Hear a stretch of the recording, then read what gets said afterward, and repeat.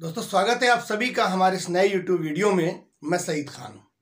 दोस्तों जब कश्मीर में धारा 370 हटाई जा रही थी उस वक्त केजरीवाल सरकार बीजेपी सरकार के साथ थी, यानी केंद्र सरकार के साथ थी। महबूबा मुफ्ती जिसके साथ बीजेपी ने मिलकर सरकार बनाई थी, उस महबूबा मुफ्ती को घर में नजरबंद किया जा रहा था। उमर अब्दुल्ला, फारूक अब्दुल्ला जो अटल बिहारी सरकार में सहयोगी पार्टी थी, उन्हें नजरबंद किया जा रहा था। कश्मीर में इंटरनेट काटा जा रहा था, मोबाइल सेवाएं बंद की जा रही थी, लोगों को घरों में कैद किया जा रहा था। उस वक्त भी केजरीवाल सरकार केंद्र के साथ थी। जिस वक्त पूरे देश में CAA और NRC के प्रोटेस्ट चल रहे थे, केजरीवाल सरकार खामोशी से तमाशा देख रही थी। कहीं भी किसी भी नेता ने आम आदमी पार्टी की कोई भी स्टेज साझा नहीं किया और ना ही कुछ इस पर बोली। दोस्तों आपने देखा होगा कि जब दिल्ली में कोरोना आया तो तमाम मीडिया चैनलों ने ये समझाने की कोशिश की कि कोरोना जो देश में फैल रहा है दरअसल वो मरकज से फैल रहा है। जो लोग मरकज में थे वो छुपे बैठे हुए थे, दूसरी जगह लोग फंसे हुए थे। केजरीवाल सर शाम को आकर मरकज के मरीजों को अलग से बताए जाते थे। आपने ये सब खुद देखा होगा। इसी तरह जामिया में गोली चलाने वाला हो या शाहीन बाग में गोली चलाने वाला हो, जामिया में डंडे बरसे हों या AMU में डंडे बरसे हों या GNU में डंडे बरसे हों, केजरीवाल सरकार मौन रही क्योंकि दिल्ली में चुनाव थे। केजरीवाल चाहती थी कि किसी भी वर्ग को नाराज न किया जाए। दरअसल केजरीवाल का अस्तित्व और केजरीवाल की पार्टी इसलिए वजूद में आई थी कि इस गंदी सियासत को वो बदलना चाहते थे, इसमें तब्दीली करना चाहते थे। वो ईमानदार होने का दावा करते थे, इसमें जो खराबियां थी उनको बदलने का दावा करते थे। लेकिन हुआ क्या, केजरीवाल भी और पार्टियों की तरह उस मौके उस वक्त की तलाश में हैं और रहते हैं कि किस वक्त मुझे कब और क्या बोलना है। लेकिन दोस्तों अब वक्त आ गया है कि केजरीवाल का अपना अस्तित्व भी खतरे में पड़ा हुआ है। इनडायरेक्टली मोदी सरकार दिल्ली में शासन करना चाहती है और इसके लिए केंद्र सरकार ने यानी कि मोदी सरकार ने एक बिल लेके आई है। एक ऐसा बिल लोकसभा में पेश हुआ है, हो सकता है कि कल राज्यसभा में भी पास हो जाए। ये बिल आज कई बार राज्यसभा में पेश किया गया, विरोध की वजह से इसे टाला गया कि कुछ देर के लिए सदन स्थगित किया जाता है। फिर सदन की कार्रवाई शुरू हुई, दोबारा से विपक्ष ने हमला किया, फिर सदन की कार्रवाई हुई। ऐसा कई बार हुआ, लिहाजा कल के लिए ये बिल टाल दिया गया।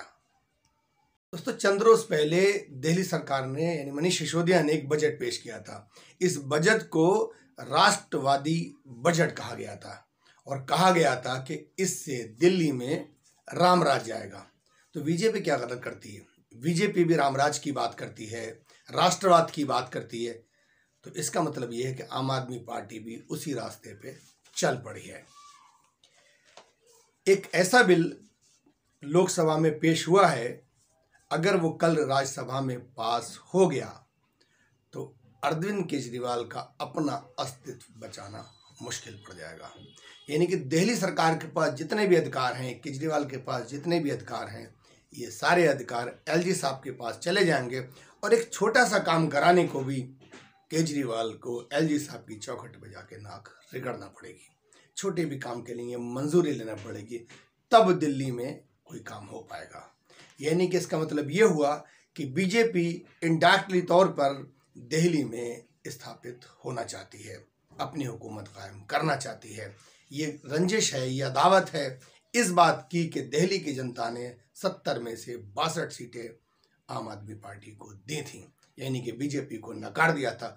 वो खुंदस, वो रंजिश, आज वो बदला बीजेपी सरकार दिल्ली की जनता से लेना चाह रही है। यानी कि इसका मतलब ये हुआ कि दिल्ली की जनता ने जो वोट दिए थे उनकी कोई अहमियत नहीं, कि दिल्ली जनता की बीजेपी की नज़रों में कोई वजूद, कोई अहमियत नहीं है। कि जनता ने वोट डाले हैं, एक सरकार चुनी है और जनता अपने नेता से सवाल करेगी कि जो आपने चुनाव में वादा किया था उसका क्या हुआ। यानी कि इन सब चीज़ों की अब अहमियत आने वाले कल में ख़त्म हो जाएगी। दिल्ली के लिए जो भी फैसला लेंगे, जो भी काम होगा, वो अब LG साहब लेंगे और LG साहब बीजेपी के आदमी होंगे। उन्हें इलेक्शन नहीं लड़ना है, यानी कि जनता को जवाब नहीं देना है। अब तक जो एलजी साहब के पास अधिकार थे, उपराज्यपाल के पास जो अधिकार थे, वो लैंड को लेके थे, दिल्ली पुलिस उनके पास थी, और जो सार्वजनिक व्यवस्था है उससे ताल्लुक से कोई काम अगर होगा तो ये अधिकार एलजी साहब के पास थे। लेकिन अब बीजेपी सरकार ये चाहती है कि सारे अधिकार एलजी साहब को दे दिए जाएं, यानी कि हमारे यहाँ कहते हैं कि निठल्ली सरकार, एक आम आदमी पार्टी को, केजरीवाल सरकार को निठल्ली घोषित कर दिया जाए, और जो जनता से वादा किए थे, जिस काम का उन्होंने दावा किया था, जिनकी हामी भरी थी, वो तमाम काम रोक दिए जाएं। आपको याद होगा जब दिल्ली में कैमरे लगना थे तो 9 दिन तक केजरीवाल एलजी साहब के ऑफिस में धरने पर बैठे, तब जाके उन्हें इसकी मंजूरी मिली थी। अभी चंद रोज पहले आपने सुना होगा कि केजरीवाल की एक स्कीम थी घर घर राशन, यानी कि जो राशन डिस्ट्रीब्यूट किया जाता है, आप वहाँ जाते हैं, लाइन में लगते हैं, अपना दिन खराब करते हैं, अब उसकी ज़रूरत नहीं पड़ेगी। बल्कन जो कोटे वाला है, जो राशन बांटता है, उनके लोग आपके घर आके राशन की डिलीवरी देंगे। एलजी साहब ने इस पर रोक लगा दी है। इसी तरह आने वाले कामों के लिए भी केजरीवाल सरकार को एलजी साहब के पास जाना होगा कि एलजी साहब के पास जाने के बगैर कोई चारा नहीं है, यानी कि केजरीवाल सरकार अब दिल्ली में कोई नए काम नहीं कर सकेगी। तमाम बातों से ये साबित होता है कि दिल्ली सरकार, यानी कि केंद्र सरकार, अब दिल्ली की जनता से बदला ले रही है कि उन्होंने हमें क्यों नहीं चुना। सबसे पहले आपने मध्य प्रदेश में देखा कि या तो बीजेपी सरकार बनेगी, और नहीं बनेगी तो फिर दूसरे की भी सरकार नहीं चलेगी। दोस्तों, उम्मीद है कि इस वीडियो से मैं कोई मैसेज आप तक दे पाया हूं या अपनी बात कह पाया हूं। उम्मीद है कि वीडियो आपको पसंद आएगा। इस वीडियो को लाइक करें और दूसरों तक भी शेयर करें। अल्लाह।